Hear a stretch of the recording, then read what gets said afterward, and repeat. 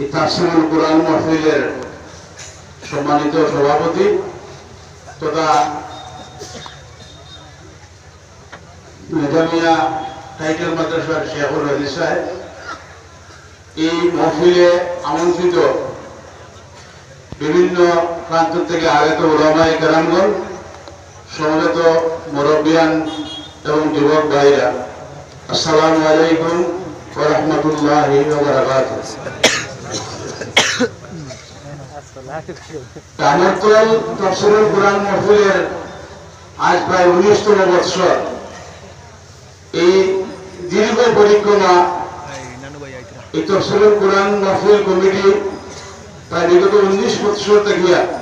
এই অঞ্চলে কোরআনের তাফসীরের মাহফিলের আয়োজন করিয়া আইতরা এবং আমরা এই কোরআন শোনার বোঝার যে আমরা সুযোগ পেয়েছি, তার লাগে আমরা আল্লাহ পাকের দরবারে শুকরিয়া আদায় করিয়া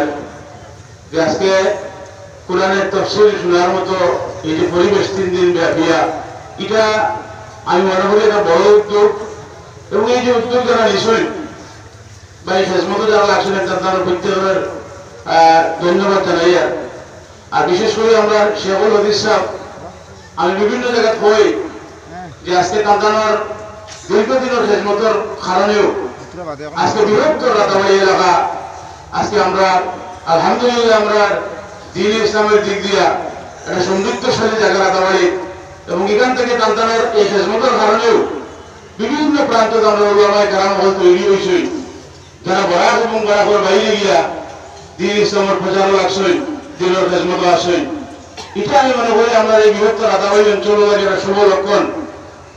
এবং তার উত্তরসূরি হিসাবে যারা আসেন, তাদের যাতে আগামী দিনে এই কান্তামার দেখানো এই পত্রে যাতে এখতিয়ার করিয়া এই রাতাবাড়ির মাঠে যাতে দ্বীন ইসলামের যাতে খেজমত এই অঞ্চলের মানুষ, এই অঞ্চলের উলামায়ে কেরামরা যাতে থাকতে পারেন, আজকের এই মাহফিল আমরা এই কামনা করিয়া। আর বিশেষ করিয়া এই মাহফিলগুলা যদিও আজকে বিভিন্ন জায়গাতে আমরা এই মাহফিলগুলা হওয়া প্রয়োজন, এবং বিশেষ করে আত্মশুদ্ধির লাগিয়া আমরা যেটা আকীদা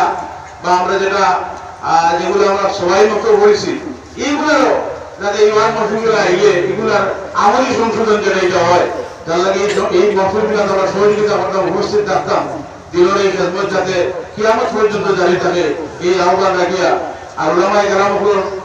খেজমত যাতে আমরা সময় দিতাম পারি থাকি, দুনিয়ার কোনো আমল কোনো খেজমত যদি কাজে নাও লাগে, ওই যে আমরা এখানে বসি উলামায়ে কেরামগুলোর সহমত কিছু সময় লাগাইছি, হয়তো ওখানে তো জড়িয়ে আল্লাহ আমরা মাফ করে দিয়ে যেতে পারি। এই কথাটা বলে আমার বক্তব্য শেষ করলাম। আসসালামু আলাইকুম ওয়া রাহমাতুল্লাহি ওয়া বারাকাতুহু।